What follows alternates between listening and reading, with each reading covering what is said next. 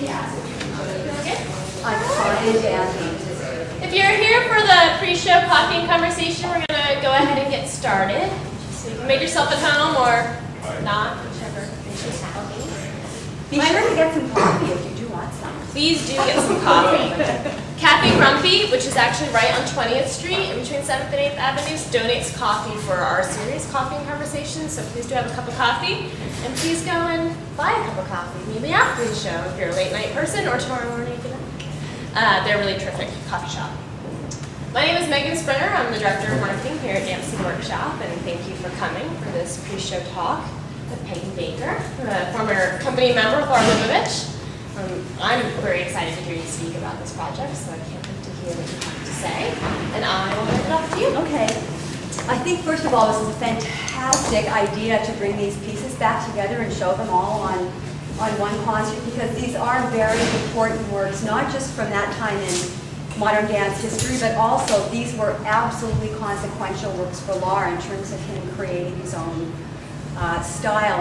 And I've heard him say in the past that marimba was a huge breakthrough for him, and he feels it was the first dance that he made truly in his own voice. Before it, he'd already been choreographing for close to, well, actually for, I guess, 8 years. He'd done his first concert in 1968, and marimba was choreographed in 1976. And he choreographed very good dances up until then, also including Les Noces and Time Before, The Time After, After the Time Before. These are pieces that others of you may have seen, and they're really great works of choreography. But he felt they could have been possibly made by someone else. They didn't have anything in them that absolutely distinguished them as the work of a particular new person on the scene. And I know that Lar was very, very inspired by the minimalist music that he was hearing. He was really active in the downtown scene, going out to look at art because he had aspirations to become a painter before he became a choreographer, and also to hear music and see dance, and he still does all of those things a great deal. But he was very excited when he first was hearing minimalist music in the 70s. And he's one of the very first choreographers to use that kind of music. And Laura Dean would have been among the first as well. But Lar took, I think, a very original approach to using that kind of music. I think partly because he did come from painting. He's always treated the stage like a canvas. I think he sees groups moving on the stage like big, big gestures, the same way that you'd see paint on a canvas, and not as individual steps in space. And very often still he sketches out his work by sending dancers purely through spatial patterns and slowly layering choreographic ideas to build phrases through the spatial configurations that he's already made. He created marimba. It's really like a big mandala. And as many people here will know, mandalas are used for meditation. And the dance marimba is really an extended metaphor for meditation and a kind of physical meditation. And he creates and recreates and composes and deconstructs these mandalas through the whole thing. Lar figured this dance out on paper, this very first work that we're going to see tonight. And he figured it out in terms of spatial patterns that he wanted to have develop and unfold and complete themselves over very large time frames. So he made phrases that he built incrementally. And ordinarily a dance phrase has a succession of gestures that are all completely different from one another, and they have a feeling of a beginning, a middle, and an end with some kind of climactic movement towards the middle of the phrase or maybe at the end. And instead of doing that, he let these phrases unroll over really long time frames. A phrase that could be danced really just in 6 or 8 counts, he would spend a couple of minutes building it up to its full, completed state and then breaking it down again. And you'll see that happening over and over in marimba, where he starts with something very small and he incrementally builds it up. He's dealing with the time signatures inside the work, and marimba has a kind of A-B structure. Starts in 3/4, and then it goes to 4/4, and it goes back to 3/4 again. And they're very crisp lines inside of the choreographic structure, and they're really refreshing changes when he goes from one to another. Because of course the 3/4 is very round, and lots of round patterns are happening during that, and the 4/4 has got a kind of a tougher edge to it.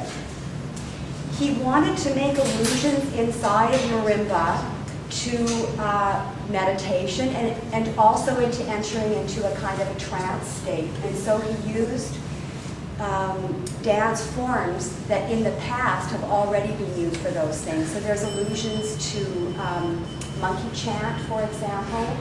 There's waltzing, which, you know, when people were first waltzing, I guess they thought it was very risque because it sent people into raptures of eroticism and elegance. He also has a lot of club dancing inside of the choreography. So it's got beautiful changes of sensibility inside of it, lots of surprises, but they all unfold over a very long time. I think one of the other things of note, and you'll see this in all three of the works that we're going to be watching tonight, is that he's using the dancers on stage like a community of people. And there's not any kind of differentiation between what men dance and what women dance. And very often it's the combined contribution of every single person into the stage picture that creates this one unified whole. So as opposed to using a lot of counterpoint with individual people doing different things, he's combining people who may be doing different movements, but there's a through line, a kind of legato through line from one body to another that creates a kind of mobile stage picture, and it also moves the dance forward sequentially from one dancer to another, almost like a game in which a phrase might be spoken with each person speaking one word, but it ripples through people's bodies to get sort of the coherent meaning of the workout. Marimba is also a journey for the dancers who take it, and they literally are leaving for a journey with each other at the very beginning of the piece, and they arrive at their destination, a kind of ecstatic trance by the end of the choreography. The second work on the program is North Star, and Lar, again, used a system. So he made a system on paper, really, to create the choreography for marimba. And for North Star, he used ballet vocabulary. But instead of giving dancers individual ballet steps to do, he took a whole group of dancers, he took 9 dancers, and he attached all those dancers to one another and made out of them one gigantic body in which they each portrayed different elements of that body. So there's a central dancer who's the spine. There's 2 dancers holding on to him who portray the rib cage. There's dancers behind them who are the arms, and 4 dancers in front who are the legs and feet. And he gave this one gigantic body ballet choreography to perform. So I guess the idea is if you could view this thing from overhead, it would be like a huge stick figure, like we can see now on a kind of video screen, like a life forms animation. But he's using 9 whole people to describe this. And he did the whole thing sitting in a chair and giving the dancers instructions as to what steps they were doing. And I think he used ballet because it's a kind of universal language inside of the dance world, and so that all of the dancers could understand very clearly what he was speaking about. He didn't necessarily need to demonstrate it.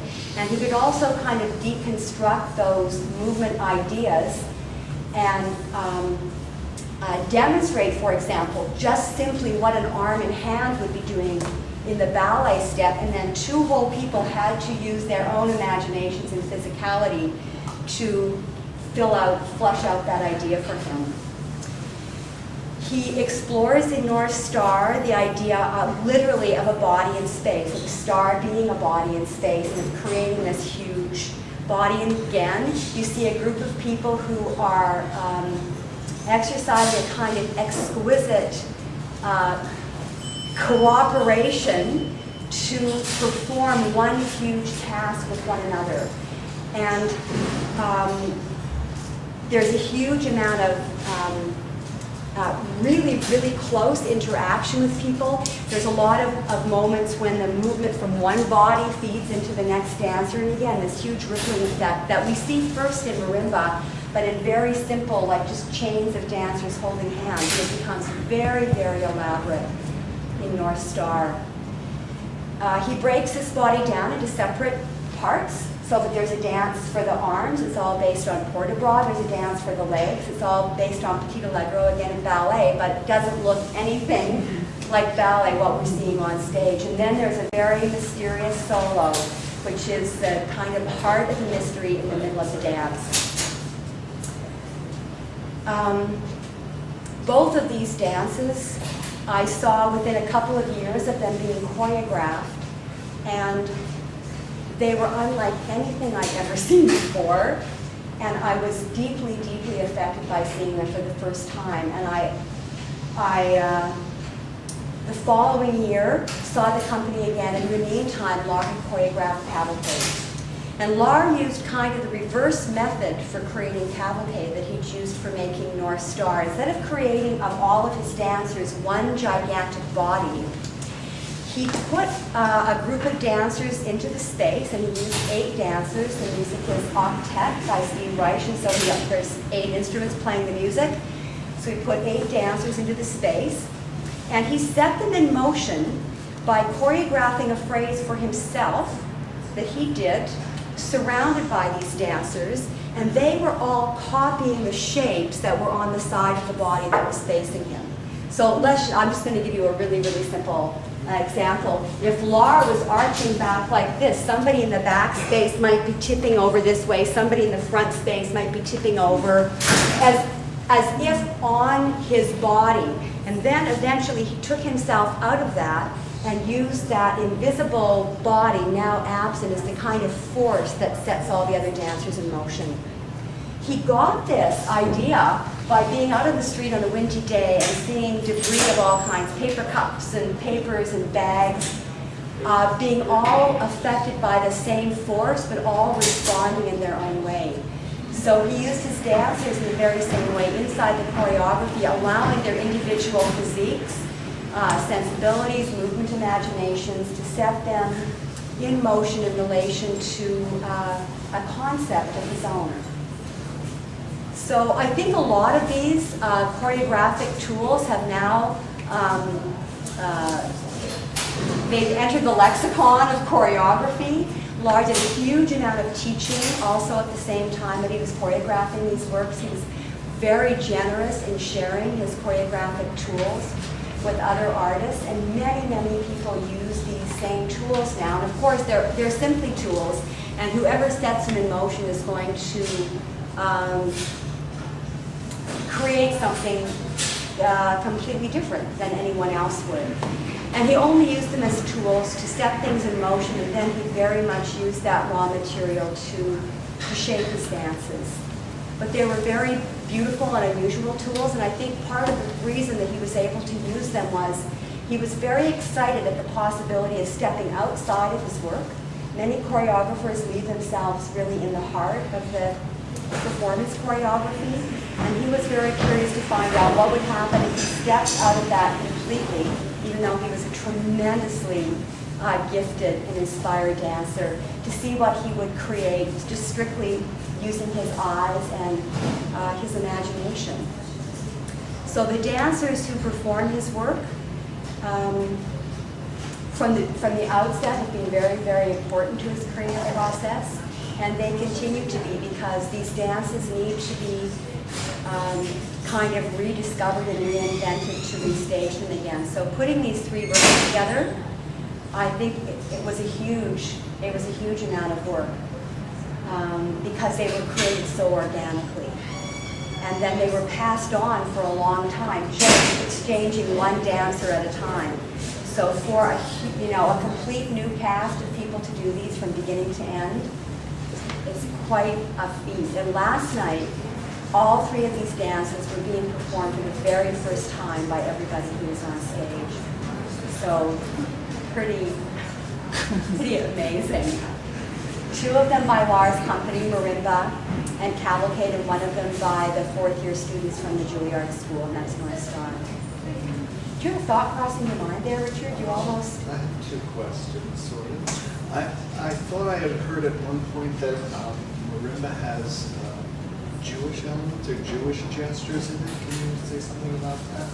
Oh! And then the other... Yeah, the hands over the candles. The hands over the... Oh, and... Yeah, there's a point where it's the only point of stillness in all of marimba, and everyone just suddenly stops and the hands are over the Shabbat candles. And then he does a kind of meditation over them. I think he was using imagery from all kinds of spiritual practices and a huge variety of things that had touched his life in different ways. The other part of my question is, I know he's used a particular choreographic device of moving people around. Sometimes it's called flocking and sometimes it's burning. And is that in this era of dancing, or is that something that comes later in this Yeah, creative Richard is process? asking about something that Lar calls birding, and I think that he basically developed it when he was making marimba. Birding is a system of people holding their relative spacing to one another on the stage while they're moving as a kind of a pack or a herd. So it's a way of moving sort of abreast of people, and he would often say it's like there's a, when you see a flock of birds and there's someone in the chevron point in the front and the whole thing swings around. And there's lots of spatial patterns. They get very complicated how that all works. But yeah, he calls it birding, and if you're birding, you're also banking, and that means that you're tipping sideways into the curve. So Lar has a whole language that goes with this work, and once you've been in even just one dance, you can relate those concepts to the steps in something else. And again, there are things that many, many people use now in their choreography. Lar has a beautiful sense of successional movement that I think we see. I think it really started emerging through marimba because he wanted to spend so long expressing a movement idea. And in order to do that, he took more time to sequence through every element, and then kept with that sequencing even while he linked people's hands together. So there's things that emerge in marimba in a very distilled kind of way, and by the time you see Cavalcade, they're very, very complex. There's a beautiful sense of camaraderie in his dances, and you're going to see 3 dances tonight where men and women are all dancing together, and there's no boy meets girl kind of thing happening even for a split second. Nothing even remotely like that.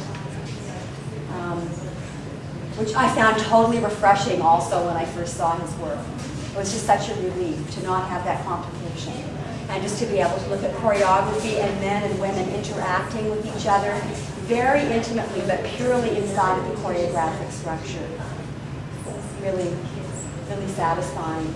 And Lar was also one of the first people to have a company with all shapes and sizes, as opposed to something more homogeneous.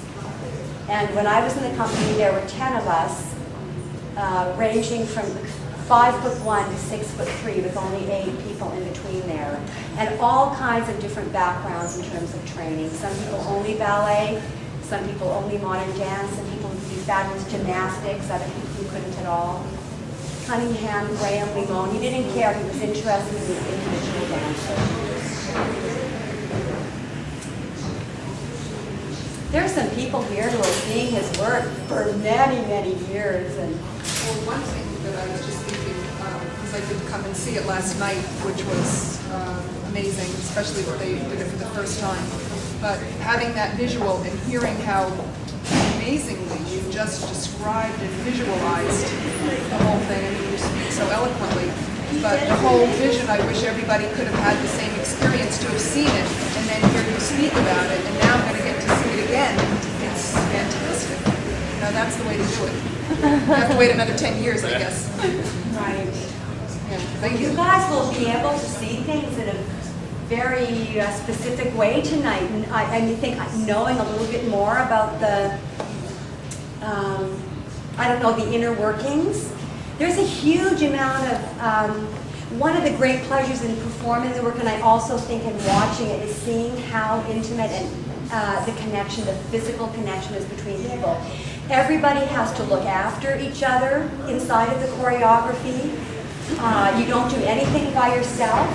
You're always wanting to temper whatever you do for the sake of a whole overall picture. And to have that many people on the stage all doing different things at the same time in very close proximity, it's really scary and exciting.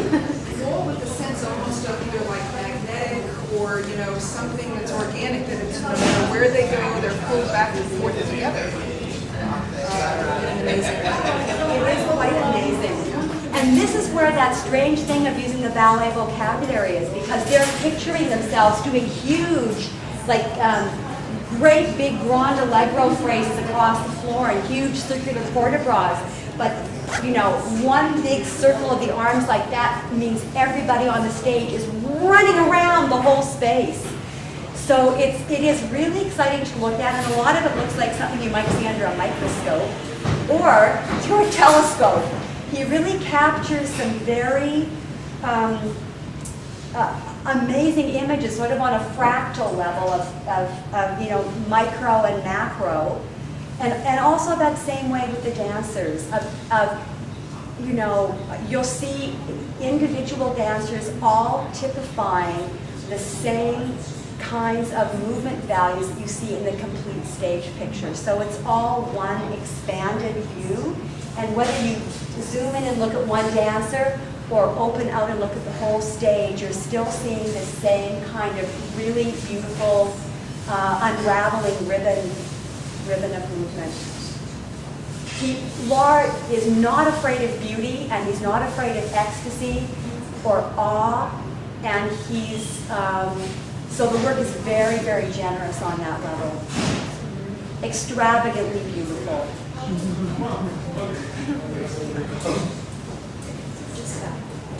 Okay.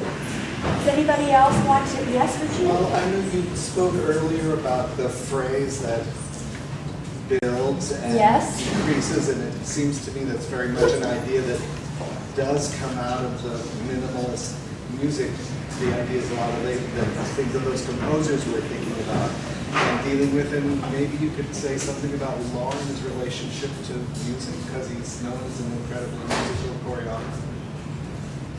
Lar is known as a very musical choreographer, and is very instinctual in his relationship with music. Marimba is really one of the only dances in his whole repertoire that actually has some counts in it, but you're not counting steps. You're keeping track of repetitions that are slowly changing. So it's a whole different kind of system of counting. He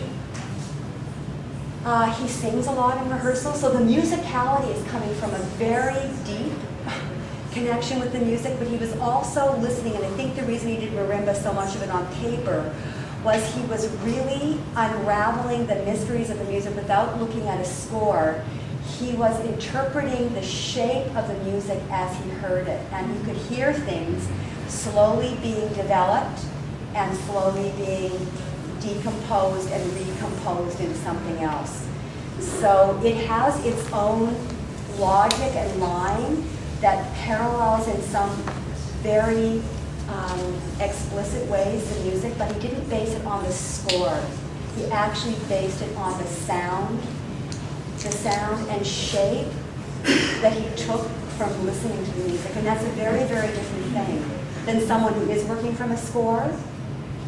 It's a more visceral relationship with the music, and I think that that's something that we see very clearly in the kind of dancing that's done to the music. He really likes people to cling on and wait as long as they can to go on to the next thing. And of course, this is called rubato in music, where you steal some time and then rush again, so that you don't break the time frame of the meter overall. And that kind of savoring inside of the steps of the choreography. It's got a beautiful kind of push and pull, and a kind of an ebb and flow inside of the work. And it's part of, I think, what gives it sort of pulsing, because you often see people rushing into something and then clinging as long as they can, and then rushing out again. So it has this kind of surging feeling overall that's not strictly metered. I'm thrilled for you all that you get to see these beautiful dances tonight. Yeah, it's my pleasure.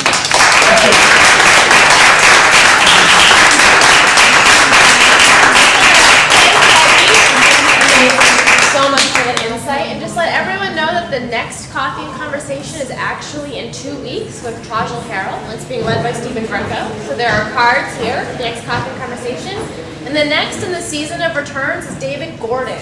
He's also remounting works from long ago, and that is happening in December, the second week of December, the 11th through the 13th. So please come back in and check out David Gordon. I hope you enjoy the show. Check out the box office if you haven't already, and have a good night. Thank you.